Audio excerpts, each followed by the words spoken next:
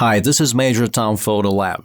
Today we're going to be modifying the Soviet vintage Jupiter 37A lens to be used on a Nikon camera.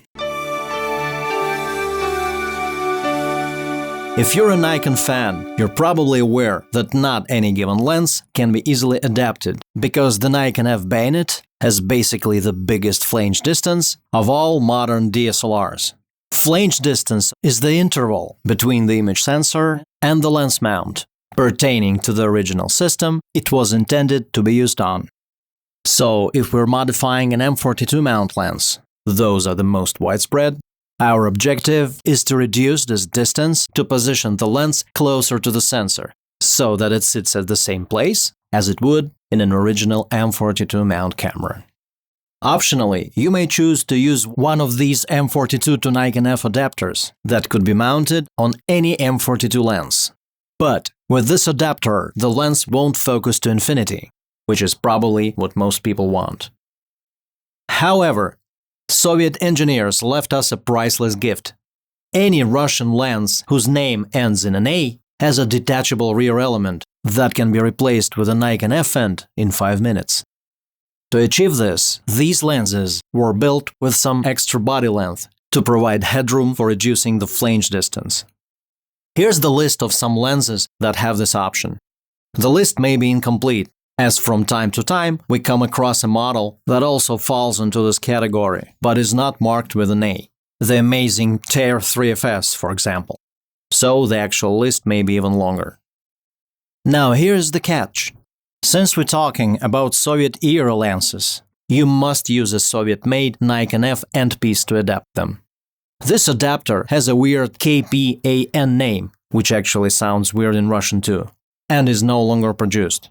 Of course, you can get it used off eBay, but it's sort of pricey, which doesn't really make sense since most of these lenses can be obtained for as little as $20.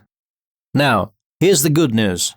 The KPAN adapter can be replaced by a cheap Chinese replica of original Tamron's T2, which happens to have the same depth, but a different internal diameter.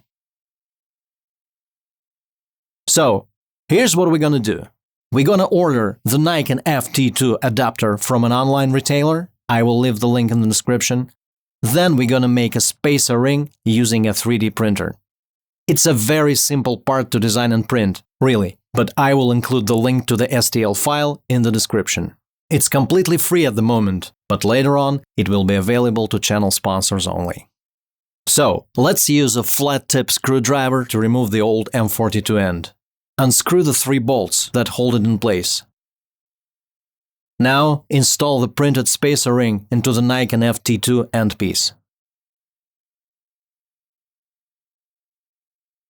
You have to make sure the ring clears the flat flange part.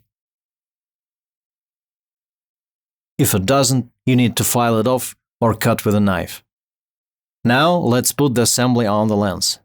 Make sure to press it well against the lens body for perfect alignment. Now secure the adapter with 3 bolts. We're done.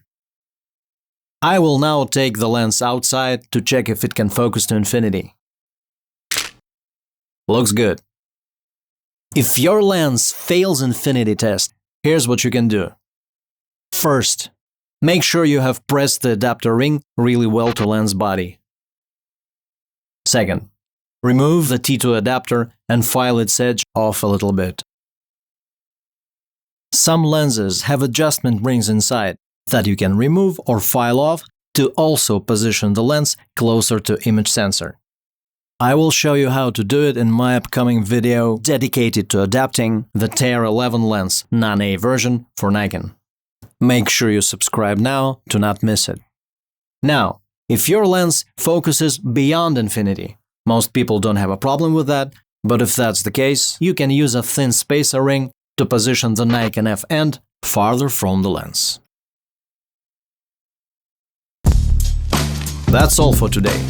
If you find this video useful, please like it and leave a comment. The Major Tom Photo Lab channel is dedicated to vintage lens review, restoration and modification. My next video will be dedicated to adapting the legendary Jupiter 9 Contax RF KMZ version lens for Nikon F bayonet. Stay tuned and have fun!